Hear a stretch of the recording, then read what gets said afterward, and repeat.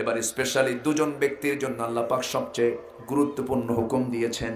তোমার পিতার সাথে, তোমার মার সাথে সুন্দর আচরণ করবে।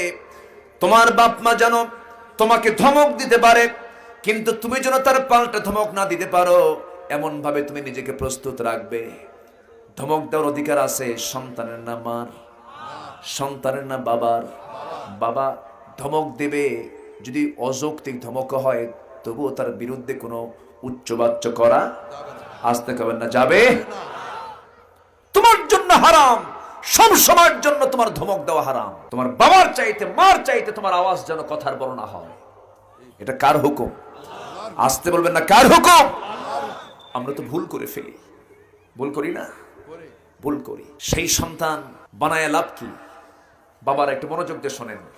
সেই সন্তান বানায় লাভ কি? যে সন্তানকে আপনি টাকাওয়ালা সন্তান বানালেন, কিন্তু বুড়া বয়স ওই সন্তানকে দেখে আপনি ভয় পাবেন। টাকাওয়ালা সম্পদওয়ালা ছেলে, কি বলবো না কি যেন হয়।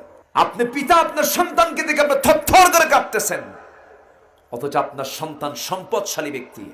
আপনি কাঁপেন কেন? আপনার সন্তান টাকাওয়ালা হয়েছে, কিন্তু আদর্শ মানুষ হতে পারে নাই। অতএব সন্তানকে টাকাওয়ালা নয়, সন্তানকে আল্লাহওয়ালা বানান। সন্তানকে আল্লাহওয়ালা বানান।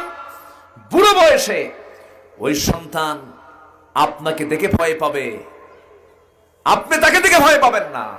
আপনার সন্তান টেনশনে থাকবে, আমার বাপ যদি খেপে যায় আমার তো সব আমল শেষ হয়ে যাবে। আল্লাহু আকবার বলবেন না? এই জন্য আমরা তো ভুল করি। তেঁতুল গাছ লাগায়া আমি যদি আম তালাশ করি, আমি তেঁতুল গাছে আম পাবো? সন্তানকে আপনি শিক্ষা দেন নাই। আমাদেরকে অনেকে বলে, হুজুর আমার ছেলে খুব বেয়াদবি করে, আমার সঙ্গে ভালো আচরণ করে না। প্রথমে আগে বাপরে আগে শিক্ষা দেওয়া দরকার, ঠিক কিনা? আপনি কি শিক্ষা দিয়েছেন? পারিবারিক কি শিক্ষা দিয়েছেন? আপনার সন্তান কেন কথা শুনবে না? অবশ্যই কিছু ব্যর্থতা আছে না নাই? আসতে বলবেন না, আছে না নাই? প্রত্যেকটা বাপ মা তার সন্তানকে দূরে থাকতে চায় না কাছে নিতে চায়? বলেন বলেন বলেন বলেন, কাছে নিতে চায়। এখন বুড়া বয়সে আপনার চাকরি রক্ষা করা আগে দরকার না বাপ মার মন রক্ষা করা দরকার? ভালো করে বলতে হবে কিন্তু, কথাটা কিন্তু খুব খুব ইম্পর্টেন্ট কথা। আজকে এই কথাগুলো চলে যাবে বিভিন্ন মিডিয়াতে, এই কথাগুলো বলা দরকার। আজকে পারিবারিক জীবনে কত যে অশান্তি আছে। ধানমন্ডির ম্যাক্সিমাম বাড়িতে শান্তি নাই, বাড়িধারা ম্যাক্সিমাম বাড়িতে শান্তি নাই। যত বড় এলিয়েট শ্রেণী, সেই পরিবার অশান্তির আগুন দাও দাও করে জ্বলছে। ছেলেগুলো মাদকাসক্ত, বউ বয়ফ্রেন্ড নিয়ে ঘোরে, বাপ মায়ের খবর কেউ না রাখে না। এটার নাম সমাজ নয়, এটার নাম পরিবার নয়,